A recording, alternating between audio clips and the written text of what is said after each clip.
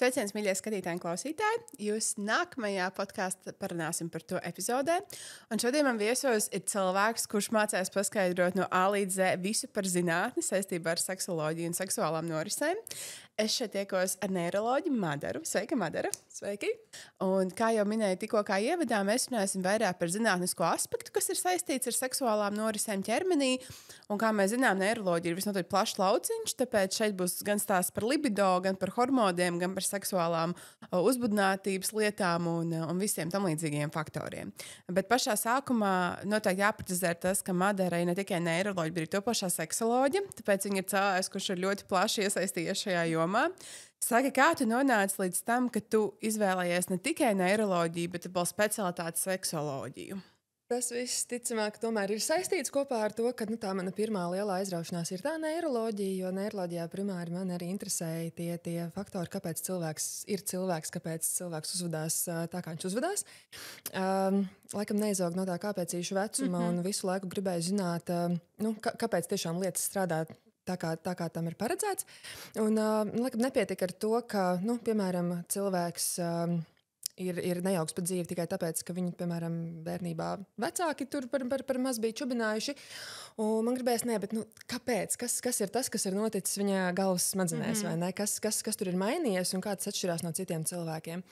Un caur to visu tā kognīcija, tā cilvēka būtība, tur man tā kā mēģināja vērties vaļā. Tur, protams, ir daudz, ko es zinu, nekas vēl ir izpētīts, bet tieši tāpēc arī tas ir vēl interesantāk. Un tā seksoloģija kaut kā radās tajā brīdī, kad ienāca prātā jautājums, vai mīlestību var izārstēt, piemēram. Vai mēs varam kaut kā mainīt šos prāta stāvokļus, kas dažreiz mēdz būt lieliski, bet mēdz būt arī traucējoši dzīvē. Un caur šo visu, atklājot to, ka tā seksuāla enerģija aizņem lielu daļu, bet tai kopumā reti patiesībā pievērš uzmanību īpaši no medicīniskās puses, likās, ka ir pienācis laiks un ka varētu šo lauciņu kaut kā mēģināt bīdīt.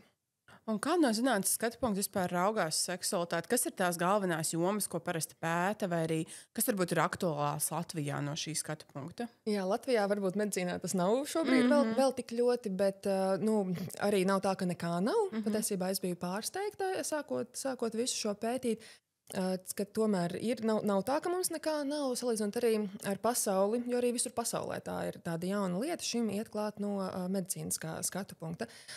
Cilvēkus izsens ir interesējušas šīs seksuālā jautājumi. Mēs zinām, mums ir Kamasutra, vai ne, kas ir cik jau gadsimtiem, vai ne, un visi jau zīmējumi ir tendēti uz kaut kādu uz cilvēku ķermeni, uz seksualitāti arī ļoti bieži. Un, bet kā zinātne, tā nav tik sena. Tur arī, manuprāt, ļoti loģiski ir, ka arī jau no pašiem seksoloģijas, kā zinātnes pirmsākumiem, tur arī ir iesaistīti neirologi, vismaz ar kaut kādu specializāciju tajā. Piemēram, visiem zināmais Freids arī jau principā ir pieskaitāms pie neirologiem. Un, man likās, ka ar visu to, ka Latvijā mūsu seksologu pārsvarā ir ginekoloģija, uroloģija, androloģija, vairāk tieši ar šo te ķermeņa perifēro iesaisti, tad man likās, pat pagās smadzenes ir erogēnākais orgāns, kas mums ir. Un tāpēc likās loģiski, ka arī skatīsimies no šī punkta. Es tieši gribēju minēt, ka tiem, kas zina, vai tiem, kas nezina, jāpasaka uzreiz, ka nav tā, ka par orgasmu atbild 55 funkcijas, par orgasmu atbild smadzenes un klitors, piemēram, sievietēm. Attiecīgi, kāpēc tā ir? Kāpēc pie vainas ir smadzenes? Ļoti labs jautājums. Principā, ar īso ieskatu neiroanatomijā smadzenēs mums ir ļoti daudz dažādu zonu. Smadzenes ir sarežģīts orgāns, un katrai zonai ir kaut kādas savas specifiskās funkcijas. Lai ar to nepietiktu, šīs te visas smadzeņu zonas ir savienotas arī savā starpā. Un, ja mēs runājam par kaut kādām ļoti tādām, īpašām funkcijām, vai ne, kas ir pat varbūt vēl sarežģītākas kā ļoti banāls prieks, kaut arī prieks arī ir labs, tad iesaistās vairākas zonas, un tieši šie te veidi, kā viņas savā starpā ir saistītas un kā viņas savā starpā miedarbojas, var novest cilvēku smadzenes kaut kādā stāvoklī. Orgasms, uzbudinājums, tāpat mīlestība, tie visi ir principā smadzeņu stāvokļi. Tur mainās aktivitāšu šie te paterni, jeb kaut kādi raksti, šīs te pazīmes, kas smadzenēs ir pierādītas. Mainās arī smadzeņu ķīmija, elektrība, jo smadzenes ir, neaizmirsīsim, smadzenes ir īsts orgāns. Tā kā, jā, tas man liekas ļoti interesanti. Bet tad sanāk, ka mums ir katra smadzeņu sanāk nevis tikai puslode, bet atsevišķas daļas ir atbildīgas gan par iemīlēšanās procesiem, gan par seksualitātes procesiem, ka tas nav gluži tā, ka tas iet roku rokā. Jo es vienkārši gribēju saprast, ir dažādas seksualitātes cilvēki, piemēram, ir heteroseksuāli un homoseksuāli cilvēki, bet arī ir, piemēram, aseksuāli cilvēki. Attiecīgi nav tā, ka mīlestība smadzenēs izpaužas tāpat kā seksualitāte? Līdz galam nē. Tas ir ļoti interesanti. Tas, protams, viss joprojām tiek aktīvi pētīts, jo tās iespējas arī pasaulē sāk parādīties salīdzinoši nesen. Līdz ar to, jā, tāls ceļš vēl priekšā. Bet jā, šīs visas spēcīgās emocijas iet cauri līdzīgām sistēmām. Protams, tur tiek iesaistītas līdzīgas smadzeņu daļas. Jā, tur nav tā, ka tur ir tikai, teiksim, labā emocionālā puslode vai ne, un kreisā. Nē, tas ir bišķiņ mīts. Tur iesaistās tieši atsevišķas zonas, jo, ja mēs esam redzējuši smadzeņu bildes, tad viņas ir krunkainas, rievainas. Katrā tajā ielociņā, katrā tajā mazajā krunciņā ir kaut kāda sava īpašā lieta, par ko tur tā zona atbild. Un, jā, kas ir ļoti interesanti, mums, tātad, kā teicu, nav pa puslodēm emocionālā un racionālā, bet tam ir noteiktas zonas abās smadzeņu pusēs. Un, ja mēs runājam par mīlestību un iekāri dažādos līmeņos, bet tas izskatās līdzīgi, ja mēs skatāmies tīri uz smadzeņu darbību. Bet kas ir svarīgi abām divām, ir tas, ka šī te pieres zonas, kas būtībā atbild par racionalitāti, par kaut kādiem konkrētiem, prātīgiem, apzinātiem lēmumiem, gan pie iemīlēšanās, gan pie iekāres tiek supresētas. Respektīvi, šai daļai ir jābūt. Tas ir nepieciešams, lai cilvēks varētu iemīlēties. Mums ir mazliet jāpazaudē sava kritika. Mazliet tam ir jāsamazinās, un tad tas var notikt. Bet tad, kas, piemēram, notiek iemīlēšanās laikā? Viens ir tas, ka tas saprāts tā kā iet otrajā plānā, bet kas vispār notiek ar smadzeņu bioķīmiju? Kas ir tas? Skaidrs, ka tiek runāts par to eiforijas sajūtu, vai ne, un tā kā tur tauriņiem vēderā un uztraukumiem. Bet kas realitātē notiek smadzenēs, kad mēs iemīlamies? Absolūti vēdra. Absolūti vēdra. Tas ir ļoti interesants fenomens. Tas iet cauri noteikti arī visi ir dzirdējuši par tādu mediātoru kā dopamīns. Tagad dopamīns, manuprāt, ir ļoti modē. Mums visi iet cauri vai dopamīna šie detoksifikācijas, kad ir jau par daudz un citos veidos. Dopamīna sistēma ir svarīga pie gandrīz visām atkarībām. Pilnīgi vienalga no narkotiskajām vielām, no azartspēlēm, no jebkā, vai arī no kāda cilvēka. Un, principā, tas ir tas, kā izskatās iemīlēšanās. Viņa tas dopamīna vilnis tā arī iet cauri no smadzeņu tāda viducīša, caur pieri, izslēdz pieri, kritika, racionalitāte ir pazūd, mazinās baiļu sajūta, tāpēc mēs esam gatavi, mēs esam impulsīvāki, un līdzīgi arī ar iekāri. Nav gluži viens un tas pats, bet, protams, struktūras līdzīgas, mehānismi līdzīgi, bet tā pamatdoma tomēr ir citādāk, jā. Okay. Bet tad kas notiek? Tā, kā tu minēji, viņas ir bišķiņ citādākas. Kas notiek tad, kad cilvēks ir uzbudināts? Vai ir kaut kāda specifiska, tas nāk kaut kāds nosaukums ar tai daļai, kas smadzenēs, kas par to atbild, vai arī, kā varbūt izskatās, ka tu pēti smadzenes, nezinu, kādu tieši paņēmienu, to grīz neesmu mediķis, bet vai to var kaut kā novērot pat pēc, nezinu, tā noteikti nav kaut kāda, nevis monogrāfija, bet kā kardiogrāma, kā sirdī, bet attiecīgi, Kā tas notiek? Jā. Tas nav, diemžēl, tas nav no manis, tas ir tas, ko es lasījusi, skatījusies pētījumos, bet veids ar funkcionālo magnētisko rezonanci. Viens variants klasiskajā medicīnā, kas ir tāda klīniskā medicīna, ir tas, ka mēs nobildējam piemēram, galvas smadzenes, vai tikpat labi kājas, rokas, vēders, un mēs redzam to bildi. Ar funkcionālo magnētisko rezonanci mēs redzam tā kā šajā brīdī, kā smadzenes strādā, respektīvi, kuri smadziņu reģioni ir aktīvāki, kur vairāk patērē cukuru, kas ir tāds enerģijas līmeņa rādītājs, kur kas notiek, un pēc tā šādas kartes principā ir taisītas, un ir mēģināts kartes taisīt dažādām emocijām, dažādiem procesiem, elementāri kaut vai, matemātikai, runāšanai, lasīšanai, un tas ir tas, kā mūsdienās to pēta. Un šie pētījumi ir, manuprāt, ļoti interesanti, jo, lai panāktu, lai redzētu, kas notiek cilvēka smadzenēs uzbudinājuma laikā, viņam ir jāguļ tādā lielā aparātā, kur viņu aiz stikla vēro vesela, visticamāk, dalībnieku grupa, vai ne? Un viņam ir jāmēģina sajusties uzbudinātam. Tā kā, manuprāt, tas pats par sevi jau ir ļoti interesanti un izaicinoši, bet noteikti vērtīgi, jo caur šādām metodēm mēs arī redzam, ka ir smadzeņu viduzonā ir limbiskā sistēma, kas ir mūsu emociju sistēma. Līdzīgi kā prūškurvī ir sirsniņa, tad smadzeņu viducītī ir maza limbiskā sistēma.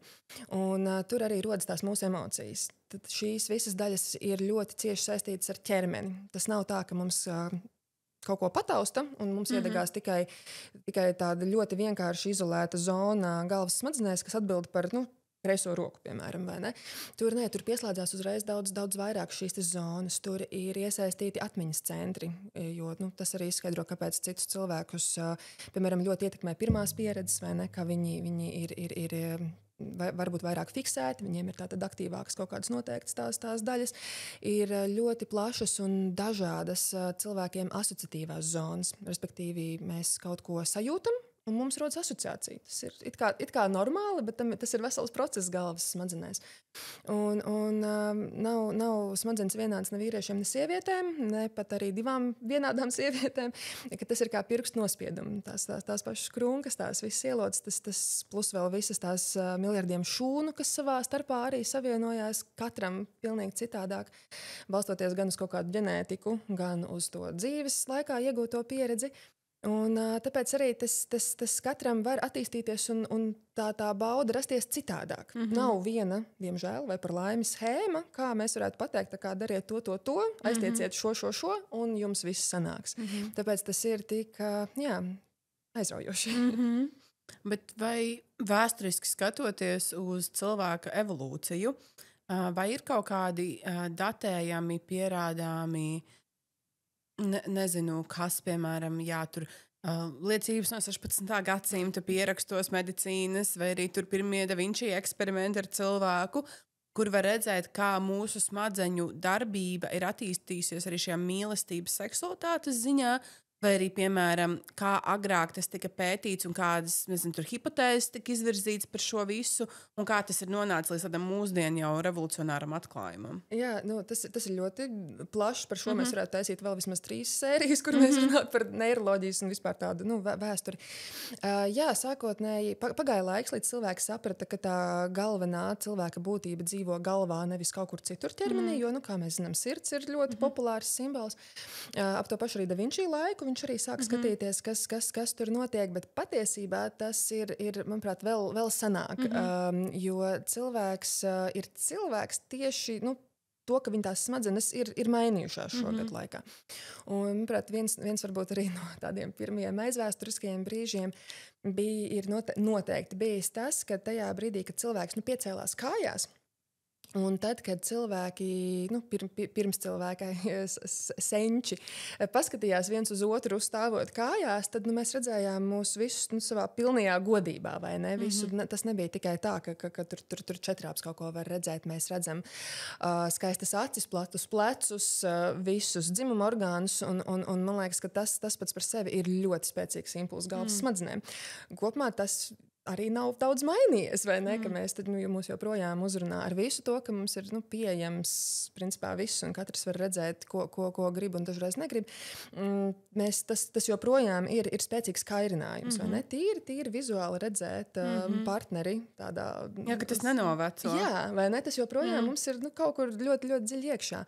Un starp citu, cilvēks joprojām ir viens no retajām sugām, cilvēks un daži citi primāti ir, tas ir reti, ka mēs nodarbojamies ar seksu aci pret aci. Un ir arī pētījumi par to, ka acu kontakts uzlabo šo te seksuālo pieredzi. Tas tā kā padziļina to intimitāti, jo tajā brīdī, kad mēs redzam, ka mums kāds skatās acīs, tas rada drošību, tas stimulē visas smadzeņu zonas, kas tā kā mazina trauksmi, kas nomierina, kas ļauj atslābināties. Cik interesanti. Tu stāstīji par šo evolūcijas ceļu, un tu man uzreiz radās tās papildu jautājums, Ka katram no cilvēkiem ir sava veida, kā tu minēji, labsajūtas punkti vai ne baudas punkti. Ir skaidrs, ka ir universālās erogēnās zonas, bet, piemēram, ne visiem patīk, ka viņiem tur, nezinu, bučo ausu slipiņu vai ne, un savukārt ne visiem patīk, ka viņiem glāsta vienkārši maigi par rociņu, ka viņiem ir tāds klau, man šķiet skaitina.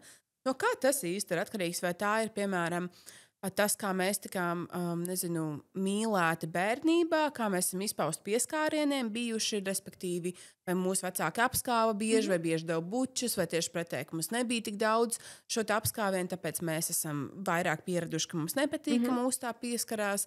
Vai arī tas ir vēl atkarīgs no kaut kā cita? Jā, tas noteikti. Tas spēlē lielu lomu, šī apkārtējā vide, ko mēs esam pat ne izjutuši, bet redzējuši. Vai ne? Ka mēs esam redzējuši, ka tas ir normāli, ka teiksim, vecāki savā starpā izrāda fizisku kaut kādu mīlestību, protams, ar veselā saprāta robežām, bet ka mēs esam redzējuši veselīgus piemērus. Tas ir noteikti viens, tā pati iedzimtība, tā ģenētika, kas ar to starta komplekts, ar ko mēs esam piedzimuši, ir svarīgs. Un šobrīd arvien vairāk runā par šīm neirodiverģenciju un konstitūciju parastajām smadzenēm.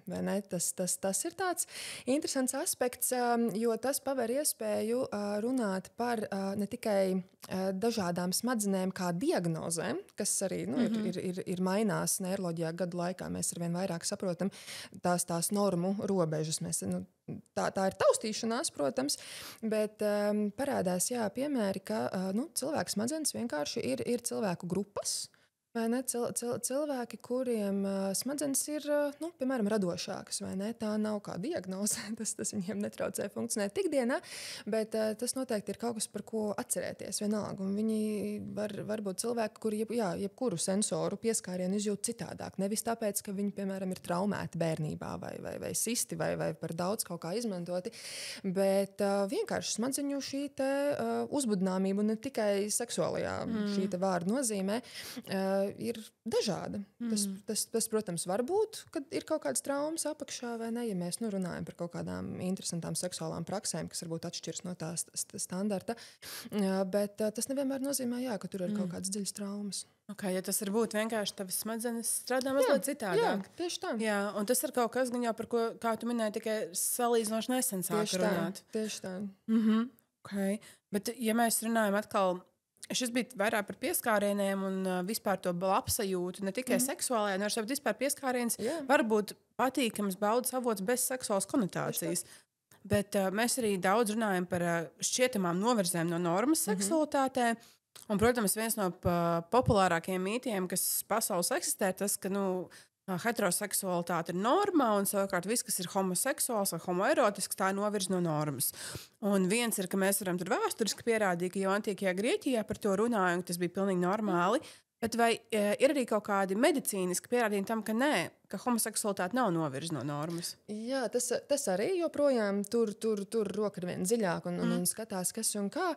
Te vispār, manuprāt, ir tāda atkāpe, ko no medicīniskā skatu punkta mēs vispār traktējam kā veselību un neveselību, vai ne? Normu un patoloģiju.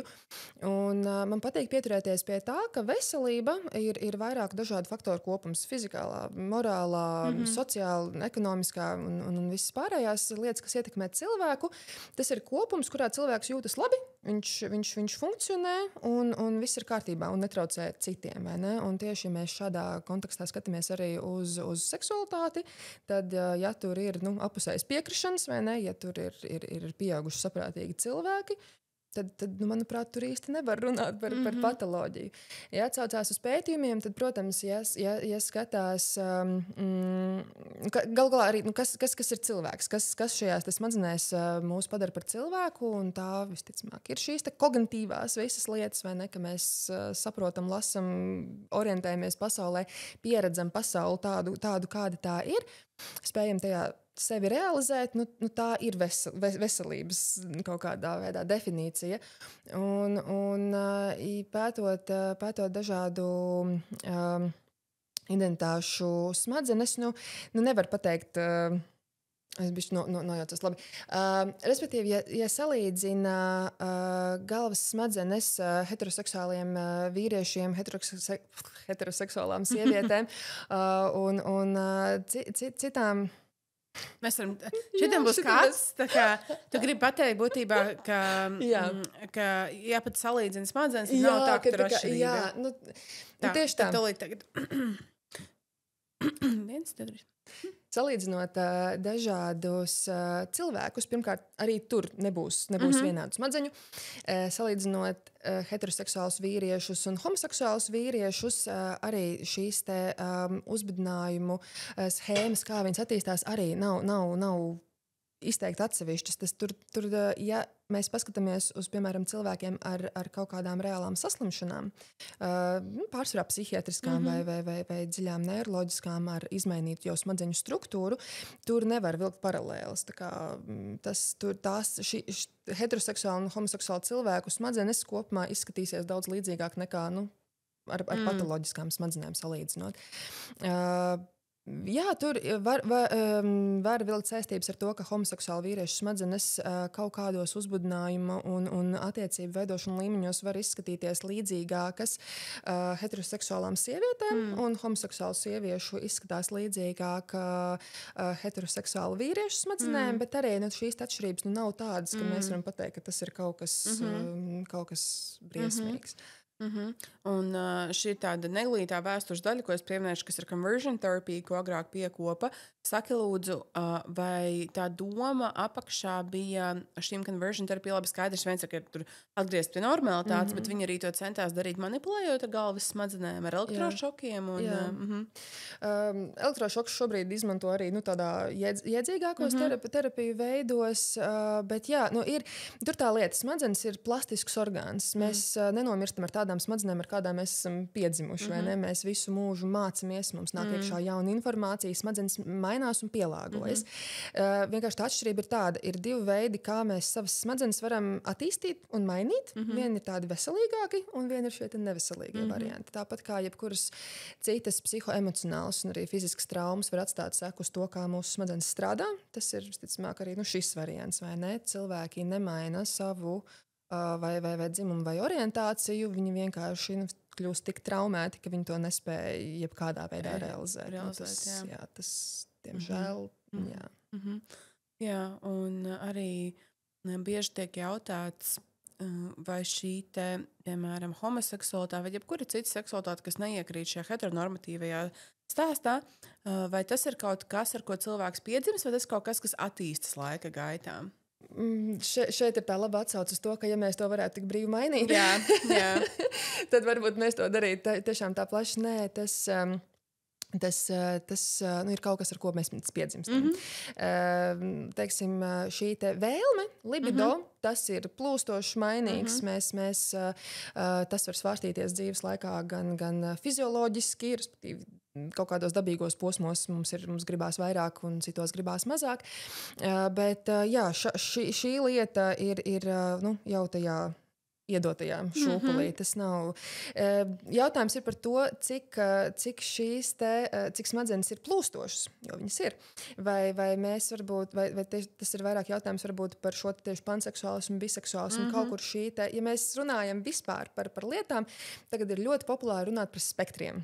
Viss ir kaut kādā spektrā, un mēs ejam mazliet nostāk no tādām ļoti striktām kategorijām. Jā. Un tas, man liekas, arī ir ļoti labs un potenciāli interesanti pētāms nozares. Un, tas noteikti ir jautājums, kā šādā aspektā šīs lietas var mainīties, bet arī ar to jau tas cilvēks ir piedzimis. Viņš ir piedzimis ar to, ka viņa smadzenēm ir potenciāls, tā kā nešķirot atkarībā no dzimuma orgāniem vai kaut kā cita. Bet no kā tas ir atkarīgs? Piemēram, nenormāls stulbs, piemēram, es nezinu, piedzimsti normālā, klasiskā, heteroseksuālā ģimenē, tur paudzēs, cik visiem ir zināms. Ja? Viss ir bijis pa kārtīgo. Un šeit jau ir piedzimusi meita, 25 gadi viņai, viņa pasaka, tā kā vispār mamma, man jau 16 gadiem ir interesējuši arī meitenes, tā kā, sorry, ja. Un viens stāsts par to, kā varbūt vecāki reaģē vai nereaģē, bet ir daļa, protams, vecāku, kuriem tas var būt šokējoši, jo viņi kaut kādā veidā sagaida, to šķietamo normalitāti, ko es arī saprastu, ka tas var būt pārdzīvojums arī vecākiem, ja tu nezini, ko ar šo darīt, šo informāciju. Ja tu neesi varbūt pieredzējis nekur, nezini, kā atbalstīt, nezini, kā par to runāt, varbūt tu kautrējies, tu mulsti. Bet jā, tad no kā tas īsti ir atkarīgs, kāda mums ir seksualitāte beigās? Kas ir mūsu seksuālā orientācija? Jā, tas ir ļoti labs jautājums. Es domāju, ka ja mēs to tiešām, ja mēs uz to jebkurš pasaulē varētu atbildēt pa punktiem, vai ne, tur Nobel prēmija gan jau kā likums, tur tiešām ir dažādi. Tātad, kā ar daudzām lietām, kas mūs padara tādus, kā mēs esam, tur ir tas, mēs esam piedzimuši, jo notiek jau arī daudzas mutācijas, vai ne? Šis te, kas atkal nevienmēr nozīmē patoloģiju. Mūsu ģenētiskā struktūra mainās. Tas ir visas evolūcijas pamatā, vai ne? Ja mēs atbīdamies no medicīnas, mēs varam ievirzīties filozofijā, skatoties uz to, ka mūsu pasaule ir pārapdzīvot un ir daudz pamesti bērni, ka varbūt visiem nevajag par spīti un tikai tāpēc, ka tas tā ir pieņemts gadsimtiem vai ne, atražot sevi. Tīri šī vārda, diemžēl, nozīmē, jo dažreiz tas tiek tā veidots. Un seksualitāte vairāk, man liekas, ir arī kā tāds rīks un pašizpausme un veids arī kā sevi, kā dzīvu būtni iepazīt, vai ne? Izpaust arī, Izpaust, tieši tā. Tas, man liekas, tā ir ļoti arī radoša enerģija. Un mēs galu galā, esam ar visu to, kad ir daudzas joprojām pazīmes, ka mēs esam cēlušies no kaut kādiem aizvēstures, ka mūsos ir daudz primitīvu tendenču. Mēs nevaram aizmirst, ka mēs tomēr esam attīstītas būtnes, un seksualitāte nav jāreducē tikai līdz vairošanās funkcijai. Tam mēs, manuprāt, esam jau kādu laiku pāri. Kas par seksoloģijā ir, kā, piemēram, tiek traktēts libido izmaiņas un cik ļoti lielu lomu spēlē libido līmeņos mūsu sociālās norises, cik daudz, kur ir ģenētiskais aspekts, cik daudz, kur ir kaut kādas problemātikas aspekts. Jā, ko tu varbūt vari paskaidrot par libido cilvēkiem, kuri vienkārši vai grib zināt vairāk par to, vai domā, ka viņiem ir problēmas. Tad, jā. Vienmēr ļoti viegli ir atrast sevī kaut kādu problēmu. Jā, domāju, ka es neesmu derīgs vairāk. jā. Nē, ir pilnīgi normāli, un arī noteikti, ja vīrieši, kas klausās, arī nevajag viņiem satraukties par to, ka viņi nav šie te visu laiku gribošie vīrieši, ka viņiem visu laiku libido ir vienīgā vispār emocija, kas valda pār visu. No neiroloģiskā skatu punkta tur arī ir ļoti daudz seksuālo funkciju regulē autonomā nervu sistēma. Tā ir tā nervu sistēmas daļa, ko mēs nekontrolējam. Tā iedalās simpātiskajā un parasimpātiskajā. Viena ir tā, kas mūs satrauc, kas ir šīm stresa situācijām, un otra ir parasimpātiskā, tā, kas mūs nomierina, atslābina. Un tādai iedzīgai seksuālajai funkcijai mums vajag sākotnēji šo te parasimpātiskās sistēmas dominēšanu. Mums ir jābūt relaksētiem, mums ir jābūt vidē, kur mēs jūtamies labi, pieņemti, droši, jo tas vispār stimulēs visu asinsriti, hormonu izdalīšanos. Hormonu galvenie kontrolējošie centri arī ir galvas smadzenēs. Nekur tālu nav jāmeklē šī te hipotalāma hipofīzes as, kas ir saistīta arī ne tikai ar dzimumu hormoniem, bet vispār visu hormonālo regulēšanu. Atvainojos, mans suns mazliet sapņo. Jā, tie hormoni, vai ne? Un ja cilvēkam arī konstanti dominē stresa atbildes, vienalga, vai tas ir darbā vai mājās, attiecībās, jebkur, kur viņš ir visu laiku saspringts, mums dominē šī te simpātiskā nervu sistēmas daļa, kas mūs tur konstantā stresā. Vēl viena populārā lieta, kas pirms laika bija šis kortizols, vai ne? Varbūt nav tik traki, mums vajag atteikties no kortizola, jo viss mums ir vajadzīgs, visi dabīgie procesi ir labi, līdz, kamēr tie tiek kontrolēti, ja tas iziet kaut kādā brīdī ārpus šīs kontrolas zonām, tad ir problēmas. Un arī, protams, ja šie kortizola līmeņi visu laiku ir augšā, cilvēks stresā, te gan var atsaukties uz to evolūciju, jo, ja cilvēka organisms ir stresā, tas nozīmē, ka viņš ir nedrošos apstākļos, kas nozīmē, ka viņam nav jāvairojās. Tā tad ir bīstami, mums jau pašiem jārūpējas par sevi, kur vēl par kaut kādām mazām atvasēm. Bet ja mums viss ir mierīgi, mēs esam gatavi tam nodoties. Atkal tā bāze ir dziļi primitīva, vai ne? Bet tā tas ir, mēs to redzam. Mums to noteikti nevajag kaut kā vai aizmirst vai supresēt. Vienkārši tā ir lieta, kas ir jāņem vērā. Un ja ir kaut kādā brīdī tiešām pārdzīvojumi par to, ka man taču negribās, man ir tad ļoti bieži apakšā ir šis te, kad ir visas skriešanas darbā, enerģijas patēriņš jebkur citur, tikai ne tam, lai veidot kaut kādu, pirmkārt jau veselīgas attiecības pašam ar sevi. Un no kā vispār ir atkarīgs tas, kas mums patīk seksuālajās norisēs vai seksa laikā, vai kas mums šķiet uzbudinoši? Jo man šķiet, ka tas, kas kuram šķiet seksīgi un uzbudinoši un pievilcīgi ir, an open book. Tas nav divi vienādi cilvēki, man šķiet, kas kuram precīzi viss šķitīs tieši tāpat kā otram. Ļoti pievilcīgi un simpātiski. Galvenais ir atrast to cilvēku, visticamāk, kuru tev sakrīt tajā, ka jūs viens otram simpatizējat. Bet jā, cilvēki saka, ka gaumes ir dažādas. Citi cilvēki saka, ka par gaumi nav jāsmējas. Tad ir vēl tādi, kur saka, ka gaume vispār ir vērtējama, ja godīgi. Kā tu to skaidrot no tādas neiroloģijas aspekta? Kas atbild par to, kas mums šķiet seksapīls, kas mums šķiet pievilcīgs? Tas noteikti nav tikai tas, ko mēs no Freida puses varam raudzīties, vai ne? Nē, par Freidu mēs esam tikuši mazliet pāri. Viņam bija dažas labas idejas, bet varbūt nevajag visu arī reducēt tikai līdz kaut kādai vienai pārliecībai. Bet tas arī ir milzīgs jautājums, vai ne? Tieši atkal atsaucoties uz to, ka katras tās smadzenes ir citādākas un vēl funkcionē citādāk. Tur šie te kombināciju varianti ir gaužām daudz un dažādi. Jo respektīvi nav tādas vienas zonas, kas tā kā pateiks, šī ir visiem cilvēkiem, kuriem patīk, kad viņus ieper, šī zona ir tiem, kuriem patīk, kad viņus mazliet pažņaudz, un šī ir tāda, kuriem vajag, lai viņus ar potītēm pakar pie griestiem. Vai ne? Nav. Tā ir miedarbība, vai ne? Atkal visa tā mūsu, ko mēs esam pieredzējuši līdz šim, arī daudz, kas ir tur ir ļoti tāda, man liekas, interesanta saspēle starp apzināto un neapzināto. Pirmkārt arī tas, ko mēs vispār atļaujam sev just. Teiksim, ir ļoti daudz cilvēki, kuriem ir sajūta, ka varbūt kaut kāds klasisks vaniļas sekss mājās tumsā zem nav viņiem piemērots, vai ne? Bet viņi baidās, un viņi pat vispār aizliedz sev domāt jebkādā citā virzienā, vai ne? Viņi tā ir mācīti, viņiem šīs te kaut kādas, tās pat varētu vairāk saukt par traumām, nekā varbūt kaut kādu seksuālu atbrīvotību, ka viņi nav gatavi vispār par to domāt. Tas viņiem rada pārāk lielu trauksmi un šķelšanu savā idejā.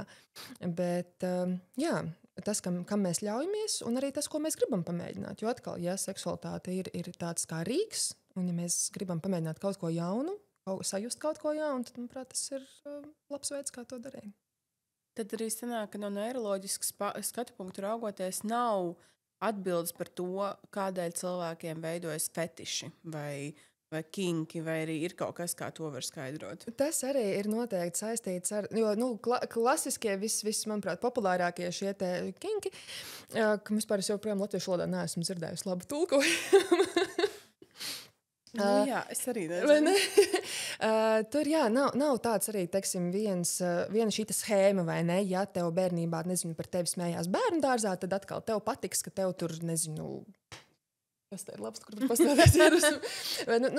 Nav šāds viens noteikts mehānisms, kā tas rodās. Tas ir noteikti saistīts atkal ar gan personību, šo te kaut kādu emocionālo sfēru, gan arī ar to, ka, atkal ir cilvēki, kuriem patīk, ka viņu skotina, citiem tas rada trauksmi, histēriju, absolūti, vai ne?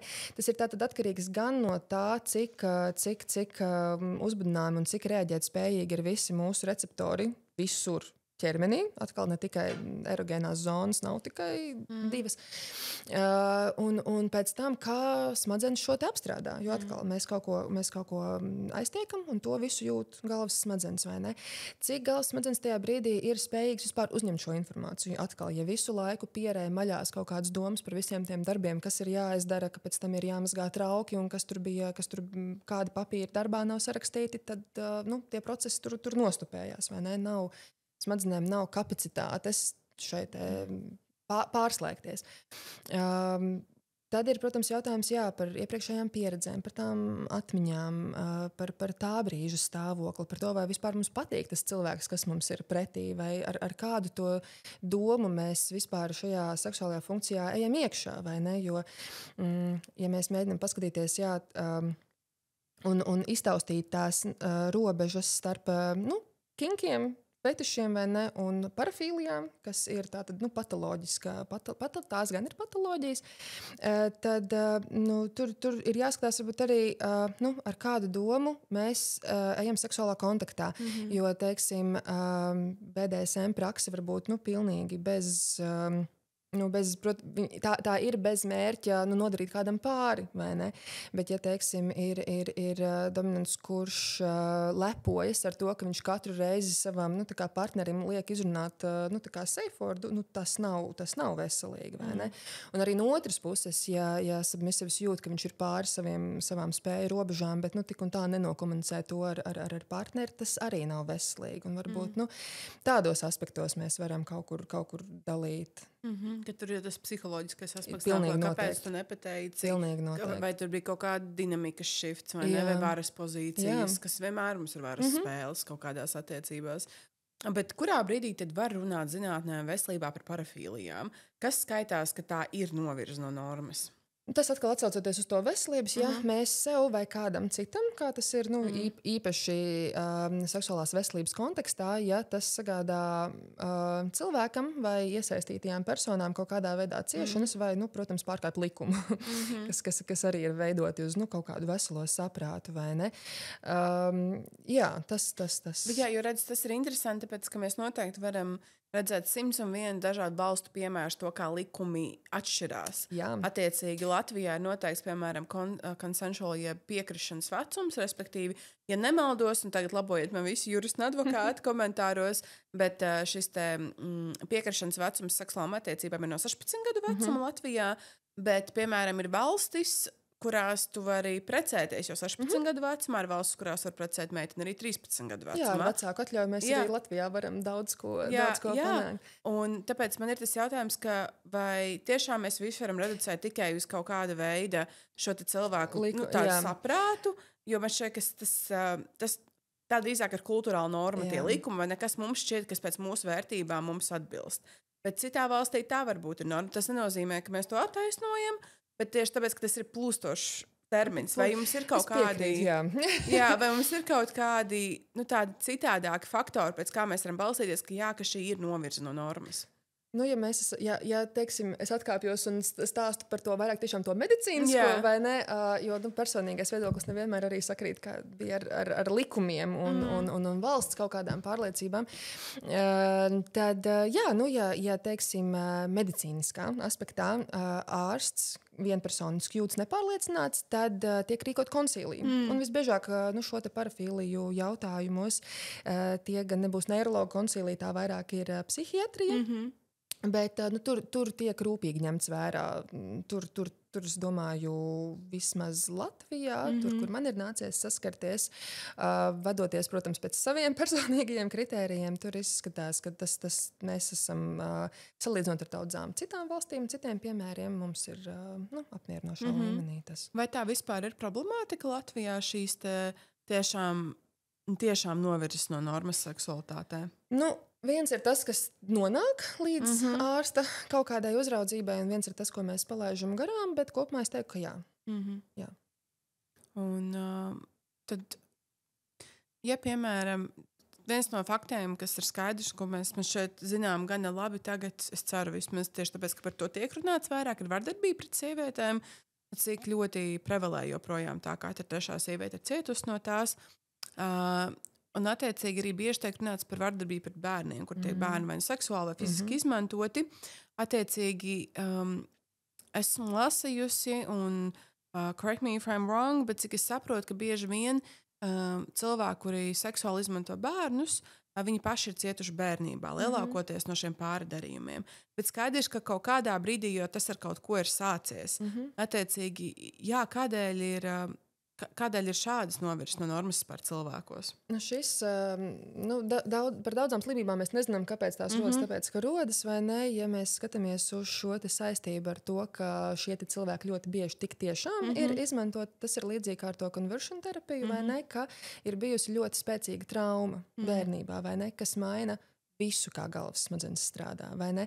Ja teiksim, ja mēs runājam par normālu seksuālu attīstību, zinu, ka par to šeit ir runāts, vai ne? Par normālu bērnu. Nekad nav par sliktu atkārtot vēlreiz. Tad Tur, protams, arī ir noteikti posmi, kas katrā brīdī ir normāls vai ne, un ka tas viss iet secīgi, pakāpeniski, dabīgi, skaisti, veselīgi, vai ne. Un ja tas tiek pārrauts, absolūti sagrauts, ka bērna smadzenes tiek pakļautas kaut kam viņš absolūti nav gatavs, respektīvi smadzenēm kā orgānam nav kapacitātes vispār, kur šo informāciju likt, vai ne. Un tas rada šo psiholoģisko traumu, tas rada nepareizus savienojumus, nepareizas asociācijas, tas rada pilnīgi kaut kādu citu to iespaidu. Un vienkārši vēlāk, tas ir līdzīgi kā, teiksim, ja bērnībā salauž kāju, tad visticamāk rengenā šo to lūzuma vietu, tur to rētu vai jebkuras citas rētas varēs redzēt, vai ne? Un tas ir tieši tāpat galvas smadzenēs. Pat ja mēs uztaisam bildi un tur mēs redzam, ka ir abas puslodes, ir visas tās zonas, mēs nezinām, cik patoloģiski tur šī impulsi pārvietojās, vai ne? Tas ir citādāk, jā. Un diemžēl, tur tāda ārstēšana kā ārstēšana nav. Mēs vēl nemākam nav tā, ka pārstrādīt. to var kaut kādā veidā labot, Ar to var strādāt. Ar to var strādāt. Ar to strādā psihiatrijā. Tas ļoti bieži psihiatrijā vispār, protams, ļoti daudz, kas mēdz kombinēties, vai ne? Un šādiem cilvēkiem tur tā nebūs visticamāk vienīgā viņu problēma, vai ne? Ar to noteikti var strādāt. Bet arī pie seksologa var vērsties ar šādiem. Jā, protams. Jā, okay, jo, ja nemaldos, tad bija kampaņa vienreiz Latvijā tieši par pedofīliju. Attiecīgi, kur bija izveidos krīzes tālrunis, kur cilvēkiem, kuriem ir noslieces vai tendences pedofīlija, nevis tādiem, kuri tur tagad, gan jau arī tādi varēja piezinīt, bet respektīvi, ka viņi saprot, ka viņiem ir problēma un ka viņiem ir šis drošības tālrunis, kur viņiem var konsultācijas neko darīt tālāk. Un es, protams, nezinu kāds rezultāts vai kaut ko tam līdzīgu, bet attiecīgi tas bija kaut kāds šis pilotprojekts varbūt, ko varēja, mēģināja saprast, kā šo problēmu risināt Latvijā. Bet, ja piemēram, ir cilvēki, kuriem šķiet, ka viņiem ir novirzes no normas, kā seksologs var palīdzēt šiem cilvēkiem? Un seksologs vispār ir kā apakšspecialitāte. Ja mēs runājam tieši par ārstniecības personām, tā ir apakšspecialitāte. Respektīvi, seksologam ir kaut kas apakšā. Man tā ir neiroloģija, mums ir daudz seksologi piemēram, ar ginekoloģiju vai tāpat uroloģija, kas ir kā pamatdarbs. Un jebkuru seksuālo jautājumu risināšana jau ir komandas darbs. Tas ir galvenais, manuprāt, atnākt vispār pie kāda, to palīdzību meklēt, un tad jau ar to ārstu mēs izdomājam to schēmu, kā darīt tālāk, vai ne? Kurā brīdī mums ir potenciāli medikamenti, kurā mums ir psihoterapija, kur ir kaut kas vēl, un tādā veidā to cilvēku izvadītam cauri. Tas ir ne tikai par parafīlijiem, tas vispār ir tas, kā tam vajadzētu notikt, vai ne? Bet tas nav viegli cilvēkam saņemties un atnākt pie ārsta kā tāda, kur vēl pie seksologa. Un kuros gadījumos var vērsties pie seksologa? Kas varbūt ir kaut kādi populārākie iemesli, nesaucot ne vārdos, ne kaut ko tam līdzīgi, bet kā lai cilvēki zina, ka šis ir brīdis, piemēram, kad labāk ir vērsties pie seksologa, nevis pie psihoterapeita, vai arī, kad, piemēram, ir tieši pretēji, ka tā it kā šķietam izklausās pēc seksologa nišas, bet patiesībā tas ir ginekoloģisks jautājums. Tas arī mums ārstiem ir aktuāls jautājums, kurā brīdī ko labāk piesaistīt, vai ne? Tāpēc, protams, ja ir kaut kādas, es atkārtošos, bet ja ir kaut kādas šaubas, aizdomas, vai šī problēma rada iekšēju pārdzīvojumu, stresu, nemieru, vai jebkādu citu diskomfortu, tieciet pie jebkurā ārsta. Tad jau tālāk izdomāsim. Seksologs, visbiežāk pārsvarā saņem pacientus ar vīriešiem, tās ir erektīlas disfunkcijas. Sievietēm ir ļoti dažādi, pārsvarā tīri arī pēc statistikas. Pasaules literatūrā orgasmu iztrūkums, jeb anorgasmija vai sāpes, bet ejot iekšā visā šajā praksē un ejot cauri apmācībai, ir ļoti interesanti skatīties, kā sevi ārsta kabinetā prezentē vīrieši un sievietes. Jo, teiksim, sievietes daudz ko uztver kā normu, kas varbūt tā ļoti, ļoti no malas, tā virspusēji skatoties, varbūt dažreiz liekas, ka tur tomēr ir kaut kas. Jo ir daudz sievietes, kuras domā, ka sāpes ir norma, vai tas, ka viņām negribās vai absolūti atgrūž partneris un viņas sakož zobus un tur reiz kaut kādās 2 nedēļās to pārdzīvo, bet viņas jau tā var dzīvot, viņas jau var piecelties no gultas un aiziet uz darbu, viņām taču viss ir kārtībā, vai ne? Līdz ar to, ka es domāju, ka, tas prasa lielu pašrefleksiju, vai ne? Bet galvenais, jā, tad ir vienalga kaut vai ginekologam tajā, paprasīt, kādas ir iespējas, vai ne? Jo tās iespējas sāk parādīties arvien vairāk. Mums, piemēram, ja atgriežamies pie šīm sāpju tēmām, vai ne, sievietēm arī Latvijā pie vaginisma, kas ir sāpes un muskuļu kontrakcijas, var veikt botulīnu toksīnu injekcijas, kas man pašai bija vēl pirms pāris mēnešiem jaunums, ko es arī nezināju, ka vispār tas ir pieejams, ka to dara, ka mums ir apmācīti. Jā, man arī šie kreizīs laiks loģiski asociēs kaut pieri un jā, vai ne, tīri kosmetoloģija. Jā, arī neiroloģijā mēs izmantojam botulīnu toksīnu, bet atkal stāsts par to, ka pat pāris gadu laikā tās iespējams, jā, pirms pāris gadiem likās, ka varbūt šī ir neatrisināma situācija, bet mums tagad jau ir jau kaut kādas iespējas. Tieši viens no jautājumiem ir saistīts ar to, ka ņemot vērā, ka attīstās zinātne mūsdienās, kas ir fantastiska vai nekādā ātrumā, un tas, cik daudz, ko mēs potenciāli pēc 5-10 gadiem varēsim izārstēt vai mainīt vai uzlabot. Saprast. Jā, saprast, arī cerams, ka saprast, vai ne? Jo daudz, kas, piemēram, sievietes ķermenis nav līdz galam izpētīts. No, gan, jā. Jā, bet kā tu saredzi, kā šīs jaunās tehnoloģijas, kas ienāk mūsdienās, kaut vai, piemēram, mākslīgais intelekts, vai virtuālā realitāte, vēl kaut kas tam līdzīgs, kā tas varētu palīdzēt uzlabot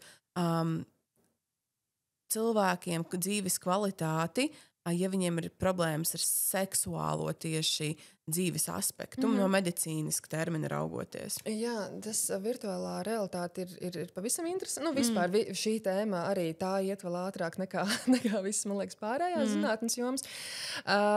Tur šobrīd tīri seksuālā zinātnē tā funkcija varētu būt ļoti daudz no šīs tieši arī psiholoģiskās puses.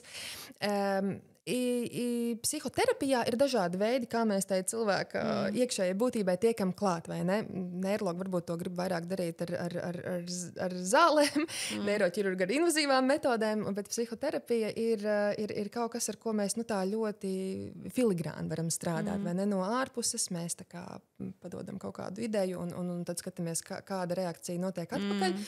Un tā jau ir tā spēlēšanās ar tām smadzenēm, vai ne? Mēs skatāmies, kā tā cilvēka smadzenes reaģē.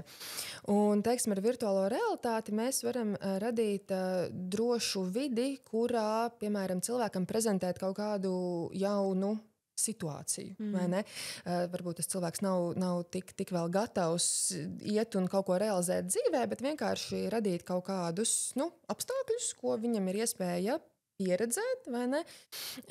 Un ja viņš vēl tam ļaujās un pats ir gatavs un atvērts, jo tā arī ir jau vesela cita smadzeņu tā kā konfigurācija, ja cilvēks ir atvērts lietām. Un radīt, teiksim, ar šīm brillēm, vai ne, viņi redz kaut kādu vidi, kam arī uzreiz nav jābūt kaut kādai simulētai porno ainai, vai ne, vienkārši, ka viņš ir, piemēram, telpā ar cilvēkiem, vai ne, šādā veidā. Un mākslīgais intelekts, jā, medicīnā vispār arī uzņem apgriezienus, ne tikai neiroloģijā un seksoloģijā, bet vispār, tā kā, man arī ir interesanti vispār redzēt, kur tas mūs visus aizvedīs. Un es arī iedomājos par to, ka skaidrs, ka, kā jau tu minēji, un kā mēs pirms tam runājām, ir tik daudz kā neatklātā, nezināmā, kas jāpēta, kas jātīsta, kas jāuzlabo, kas jāpilnveido. Kas ir kaut kas tāds, ko, ja, piemēram, tu strādātu pētniecībā vai zinātnē, tā kā, jāsanāk tā pētniecība, kas būtu tā kā nišu zinātnes, vai ne? Vai arī, es nezinu, kaut kādos jaunu izgudrojumos, vai whatever the case. Kas būtu tas, ko tu ļoti gribētu pētīt, vai interesēties, vai padziļināt, izzināt, vai varbūt pat atklāt? Es noteikti gribētu apvienot ļoti daudz ko. Jā, es noteikti. Ļoti interesanti ir lasīt pētījumus par to, ka, teiksim, kvalitatīva seksuālā dzīve ietekmē kognitīvās funkcijas un var aizkavēt pat demenci. Jo atkal tā ir jauna informācija, kas nāk iekšā smadzenēs, un smadzenes dievina jaunu informāciju. Tas ir pats labākais, kas var būt. Man ļoti interesētu tiešām arī šie pētīt tie neirālie ceļi, tie veidi, kā tiešām varbūt dažādi kinki veidojas un kādas tur varbūt ir sakarīgas ar personības struktūrām, vai ne? Jo arī personības struktūras cilvēku arī ir interesējuši mūžīgi mūžos, vai ne? Mēs esam gribējuši, mums ir sangviniķi un melanholiķi Jā, un viss, jā. vai ne? Un to varbūt kaut kā padziļināt, attīstīt un skatīties visas, tā kā, kuras zonas iemirgojās kā mazas gaismiņas cilvēka smadzenēs. Jā. Bet kamēr vēl man nav funkcionālā magnētiskā rezonanse pieejama, es ceru sākt pētījumu, kas skatīsies ožas funkciju ar dažādām seksuālām disfunkcijām un salīdzināt dažādas neiroloģiskas kaut kādas patoloģijas ar tādu veselu cilvēku kontrolas grupu. Un tas būs, jā, kas cerams notiks arī tepat Latvijā.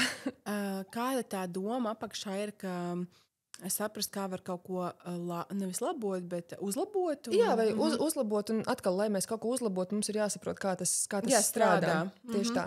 Un ožas funkcija ir ļoti saistīta ar feromonu un vispārējais. Jā, feromoni arī ir fantastiska lieta, tur arī zinātne strīdās, protams, bet man tomēr gribās ticēt, ka tās vienkārši ir kārtējās lietas, ko mēs vēl nezinām.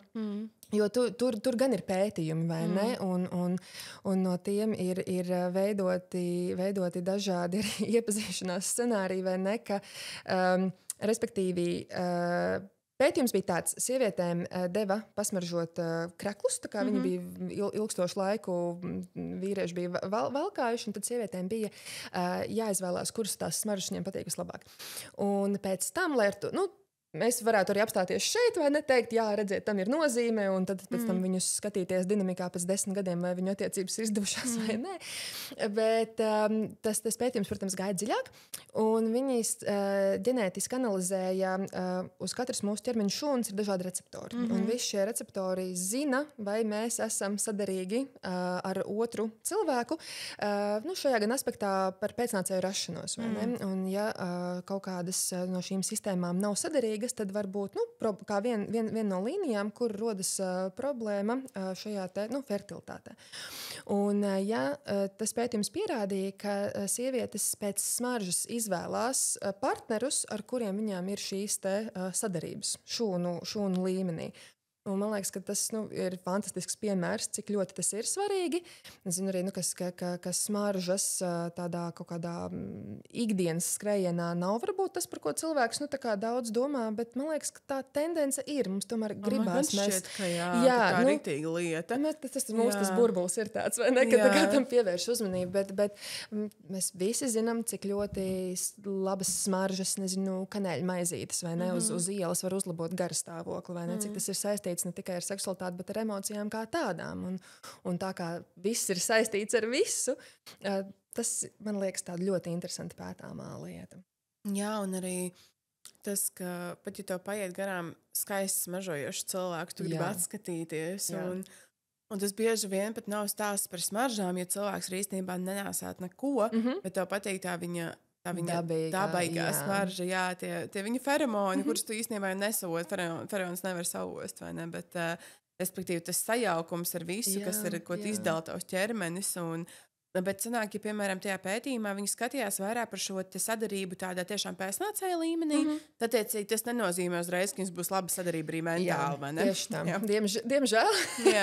Jūs varētu būt smuki bērni, bet pilnīgi iespējams, ka jums sauks viņa disfunkcionālā ģimenē, tāpēc par to mentālo aspektu mēs nemākam komentēt. Tāpēc tā varbūt nav vienīgā lieta, pēc kur mums būtu jāizvēlās, bet tas noteikti ir tā ir mūsu tā primitīvā, vai ne? Mums jau vienmēr būs mūsu primitīvais aspekts, mēs nākam no primātiem. Mēs nākam no dzīvnieku pasaules, mēs nekad no viņas neizvirzīsimies tālāk, nekā mēs esam. Mums varbūt vairs nav astes, vai ne, bet kaut kāda pamata mums paliks. Mums ir tikai astes kauls un feromoni palikuši. Jā, bet mums ir jāmācās to pieņemt un vienkārši saprast, ko ar to darīt. Tā, lai tas būtu veselīgi, jo ja mēs to pārāk daudz supresējam, tad ir nākamās problēmas, vai ne? Bet arī, protams, otra galība, nekur tās galības ne pie kā labā nenoved, tāpēc tā arī tāda interesanta taustīšanās. Un tad, rezumējot mazliet, vai drīzāk nobeidzot sarunu, man ir tādi 2 jautājumi. Viens ir, kas tev šķiet ir tāds ļoti aplams mīts par seksualitāti vai zinātni kopumā par seksoloģiju, ko tu gribētu varbūt pateikt cilvēkiem, ka, šitā īstenībā nav, un es gribētu, lai par to ir atvērtāka saruna, vai arī iepto tagad tā uz grūtus sitienu pateikt tādu tiešām, kur tu gribi tā sulīgi pateikt. Varbūt ir kaut kas, ko tu varētu ieteikt cilvēkiem, kas vēlās izprast savu seksualitāti labāk no tādas zinātniskas skatu punkta, ar ko viņiem sākt, ko viņiem lasīt, vai ko viņiem noskatīties. Šie ir ļoti labi jautājumi. Pirmais mīts, kas ienāca prātā, ir daudz par šo ik pa laikam sanāk kaut kur saskarties, un tad liekas, ka es par šo noteikti kādreiz pastāstīšu, bet jā. Pirmais, kas ienāk prātā, ir tas, ka vibrācija nebojā nervgaļus perifērijā, tur nav jāuztraucās par kaut kādu nervu bojājumu, nē, labāk tiešām uztraucieties par cilvēkiem, kas strādā bez aizsarga līdzekļiem kaut kādos trokšņainās vidēs un darbā, un arī tas, ka mēs sēžam 8 stundas pie datora, tas ir daudz neveselīgāk nekā pāris minūtes ar vibrāciju. Šādas intensitātes, tas varbūt būtu tas numur 1. Un par kur sākt ar sevi, pat varbūt pirms mesties, jo informācijas ir daudz, un kurš meklē, tas atrod, arī platformās šobrīd ir ļoti daudzi seksa terapeiti un king coachi, kas arī šeit ir bijuši un kas runā, un jo vairāk šajā visā iet iekšā, jo vairāk to informāciju var atrast, tas ir noteikti viens, bet jā, tas sāk tiešām ar sevi. Pirmkārt, tiešām, arī seksuālā funkcija noteikti ir labs sākuma punkts, kur vispār sāk domāt par savu veselību kā tādu. Labs piemērs tiešām ir vīrieši pēc 50, kad viņi beidzot sāk saprast, ka ir jākontrolē asinsspiediens, ir jāpaskatās holesterīna līmeņi, jo varbūt tas ir kā viens no iemesliem, kāpēc viņiem ir problēmas ar erekciju, vai ne? Tā kā tas ir tāds viens. Bet jā, ieklausīties sevi, saprast, kas ir tā problēma, vai ne, nodefinēt to pašam sev, meklēt palīdzību atkal, jebkurš palīdzības, kaut kā tveršana pēc palīdzības ir laba, un tiešām ir, protams, svarīgi, ka ir pretī cilvēki, kas to palīdz un saprot, un aizbīda, ja tur ir jāaizbīda tiešām medicīniskie šie ceļi. Un vispār, jā, ar tam pieiet ar tādu atvērtu prātu un nenosodīt sevi, vai ne? Jo, pirmkārt, paslavēt sev par to, ka cilvēks tam vispār ir pievērsies, un tad jau tās lietas aizien. Varbūt ir kaut kādi podkāsti vai nezinu, pētnieki, kurus varētu teikt pačakot, vai arī grāmatu autori, kuri... Nē, ja? Nav. Varbūt šito mēs varam izgrīzt. Šito mēs arī izgrīšam. Filmas vai kaut kas tāds? Zin kā, man ir tikai neiroloģiskās smagās filmas par insultiem, bet tā kā tādas, jo tās seksuālās filmas, tā kā es negribu atsaukties noteikti uz, nezinu, uz 50 Shades, es nezinu, Sekretāra ir laba filma, bet tā kā neiroloģija, seksoloģija. Jā. Mums vēl nav, diemžēl, možda būs. Bet par to, jā, jo ir darbā ar cilvēkiem, ka būs tā iespēja palīdzēt. Jā, cik forši. Kas ir viens fun fact par mūsu seksualitāti vai par organismu saistībā ar seksuālajām norisēm? Fun fact par seksuālajām norisēm ir tas, ka pat gandrīz 2 diennaktis pēc tam, kad vīrietis ir miris, var ievākt viņa spermu un apaugļot teorētiski sievieti. Ja viņam pirms tam viss ir bijis kārtībā. Tā! Dārgie klausītāji, šo mēs neizmantojam aplamiem nolūkiem, ja Latvijas likumdošana joprojām ir spēkā, nekrofīlija nav forša lieta, okay? Par tām novirzēm runājot, ja? Bet, hey, it's a fun fact! Es paprasīju, she gave me some fun facts, tā kā es domāju, šīs brīnišķīgās nots mēs noslēgsim. Paldies tev liels par šo sarunu, bija super interesanti. Un es domāju, ka ja mums būs viena sadaļa arī Instagramā, kur mēs lūgsim cilvēkiem iesūtīt kaut kādus savus jautājumus vai vēl kaut ko, un tad skatīsimies, ka varbūt mēs varam uztaisīt otro daļu, un varbūt tas būtu kaut kāds tur skatītāju, klausītāju izvēlētā jautājumu rubrika, un tad būs jāpieaicina bariņš ar cilvēkiem, kuri varēs vienkārši runāties savā starpā, un tad es varēšu mēģināt šo moderēt. Super. Okay, super mīļš, paldies tev, paldies jums, un tiekamies nākamajā sērijā. Čau!